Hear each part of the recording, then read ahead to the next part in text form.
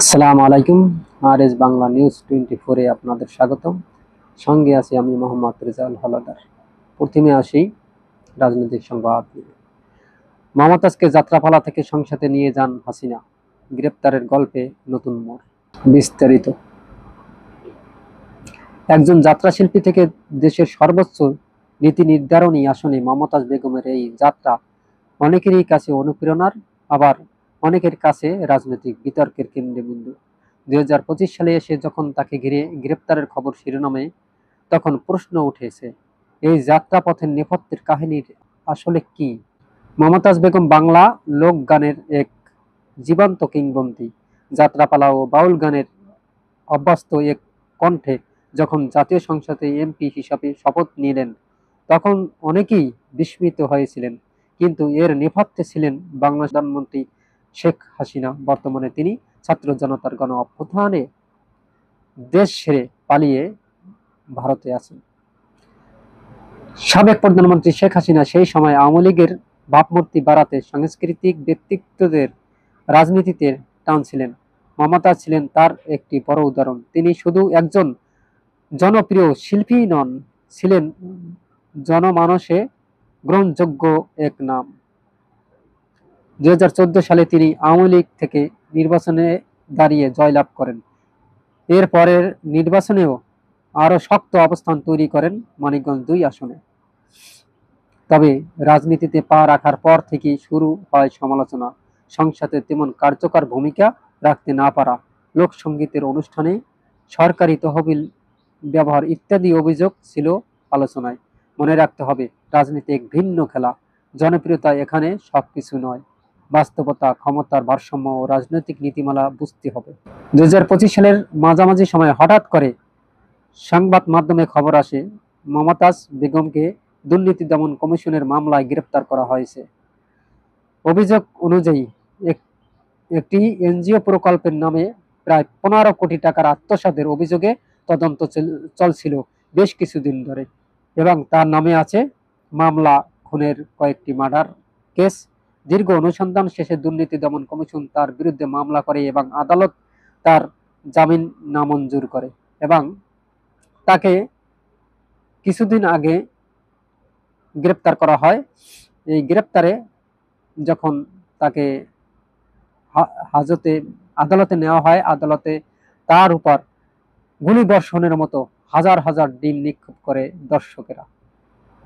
সেই তাকে বাঁচাতে তার মাথায় হেলমেট ছিল এবং গায়ে পরা ছিল বুলেট প্রুফ জ্যাকেট, এবং দর্শকের সেই রোশনালে পরে তিনি ধস্তাধস্তিতে প্রায় অসুস্থ হয়ে পড়েন আদালতে যাওয়ার সময়, এবং তাকে স্লেজিং করতে থাকেন চারপাশ থেকে জনগণ, সাধারণ মানুষ।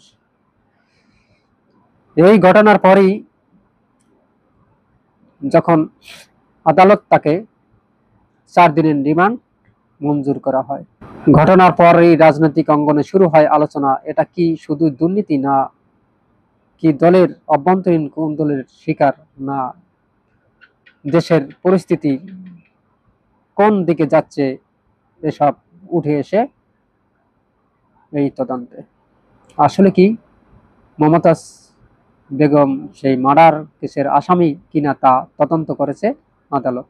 শেখ হাসিনার রাজনৈতিক দূরদর্শিতা বারবারই প্রশংসিত হয়েছে এবং মানুষের রোশনালও তিনি পড়েছেন, কেননা তিনি একচেটিয়া যে নির্বাচন দিয়েছেন তা জনগণ কখনো মেনে নেয়নি। কিন্তু মমতাজকে নিয়ে তার সিদ্ধান্ত আজ প্রশ্নবিদ্ধ। অনেকেই বলেছেন, তিনি যাকে সংস্কৃতি থেকে টেনে এনেছিলেন রাজনীতিতে, তার পতনেরও কি নীরব দর্শক? অন্যদিকে আবার কেউ কেউ বলেছেন, শেখ হাসিনা দুর্নীতির বিরুদ্ধে জিরো টলারেন্স নীতি অনুসরণ করেছেন। তার দলের ভেতরে কেউ হলেও ছাড় দেওয়া হয়নি, কিন্তু হাজার হাজার কোটি টাকা তিনি তার নেতাকর্মীরা বিদেশে পাচার করেছে এবং তিনিও করেছেন পাচার। তাহলে দুর্নীতির জিরো টলারেন্স কোথা থেকে আসলো?